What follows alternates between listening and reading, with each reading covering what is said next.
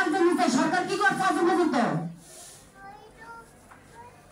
চুরি বাটপারি এগুলা করছে, আজ পর্যন্ত একটা ইটও বসাতে পারেনি। বসতি পুনর্বাসন ও শহীদ পরিবারের ন্যায্য ক্ষতিপূরণের দাবিতে জাতীয় প্রেস ক্লাবে মানিক মিয়া অডিটোরিয়ামে একটি গোল টেবিল বৈঠকের আয়োজন করে বস্তি পুনর্বাসন ও শহীদ পরিবারের ক্ষতিপূরণ আদায় সংগ্রাম পরিষদ নামে একটি সংগঠন। অনুষ্ঠানে উপস্থিত সংগঠনের নেতারা বলেন, যুগ যুগ ধরে বস্তিবাসীরা তাদের ন্যায্য দাবি থেকে এবং ন্যায্য অধিকার থেকে বঞ্চিত হয়ে আসছে। সে কারণে তাদের ন্যায্য দাবি এবং ন্যায্য অধিকার আদায় না হওয়া পর্যন্ত তারা তাদের সংগ্রাম অব্যাহত রাখবেন। সে নিম্ন আয়ের লোকটা 15 টাকা ব্যাট দেয়, তাহলে দেখা যাচ্ছে নিম্ন আয়ের লোকগুলার ব্যাট দিয়ে সরকার চলে। আপনার যখন নির্বাচন আসে তখন আমাদেরকে বলে ভোট দেন, আপনাদের জন্য এই করবো সেই করবো সেই করবো, কিন্তু কাজের ক্ষেত্রে কোনো কিছু আপনারা করতে পারেন কেন ভাই?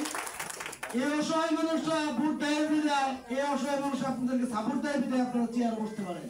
তারই ধারাবাহিকতায় আগামীকাল অর্থাৎ 20 অক্টোবর সোমবার সকাল 10টায় জাতীয় প্রেস ক্লাবের সামনে মানববন্ধন এবং সেই সঙ্গে মাননীয় প্রধান উপদেষ্টা বরাবর স্মারকলিপি তারা প্রদান করবেন। এরপরও যদি তারা তাদের ন্যায্য দাবি ফিরে না পায় তাহলে তারা আরও কঠোর থেকে কঠোর আন্দোলনের কর্মসূচি ঘোষণা করবেন।